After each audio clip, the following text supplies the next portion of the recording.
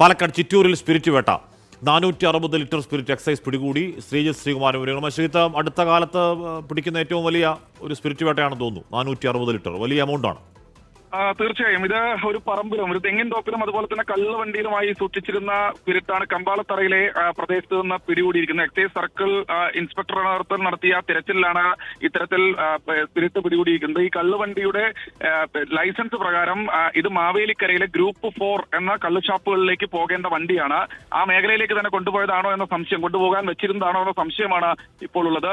എന്തായാലും കന്നാസുകളിലും ഒക്കെ ആയിട്ടായിരുന്നു ഈ സ്പിരിറ്റ് സൂക്ഷിച്ചിരുന്നത്.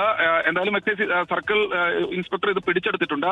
അല്പസമയത്തിനകം തന്നെ 2 പ്രതികളെ കസ്റ്റഡിയിൽ എടുത്തിട്ടുണ്ട് എന്നാണ് നമുക്ക് ലഭിക്കുന്ന പ്രാഥമിക വിവരം. ഇവരെ ചോദ്യം ചെയ്തു വരികയാണ്. അല്പസമയത്തിനകം തന്നെ ഇതിന്റെ ദൃശ്യങ്ങൾ നമുക്ക് ലഭ്യമാക്കാനാകും. ഈ പ്രദേശത്ത് സമാനമായ രീതിയിൽ സ്പിരിറ്റ് ശേഖരം ഉണ്ട് എന്ന രഹസ്യവിവരം എക്സൈസിനുണ്ട്. ഇവിടെ മാത്രമല്ല, ചിറ്റൂരിലെ പല മേഖലകളിലും ഇത്തരത്തിൽ രഹസ്യമായി തെങ്ങിൻ തോപ്പുകളുടെ മറവിൽ സ്പിരിറ്റ് സൂക്ഷിച്ചിട്ടുണ്ട് എന്നൊരു വിവരം എക്സൈസ് ഇന്റലിജൻസിന് ലഭിച്ചിട്ടുണ്ട്. അതിന്റെ അടിസ്ഥാനത്തിലാണ് ഇത്തരത്തിലുള്ള പരിശോധനകൾ നടക്കുന്നത്. എന്തായാലും 2 പ്രതികളുണ്ട്. ഇവരുടെ വിശദാംശങ്ങൾ അല്പസമയത്തിനകം തന്നെ നമുക്ക് ലഭ്യമാക്കാനാകും. ആഷ്മി സൂചിപ്പിച്ചതുപോലെ 460 ലിറ്റർ ഈ അടുത്ത കാലത്ത് പിടിക്കുന്ന ഒരു വലിയ ക്വാണ്ടിറ്റി എന്ന് നമുക്ക് നിസ്സംശയം ഈ ഒരു ഘട്ടത്തിൽ പറയാം. ഹാഷ്മി.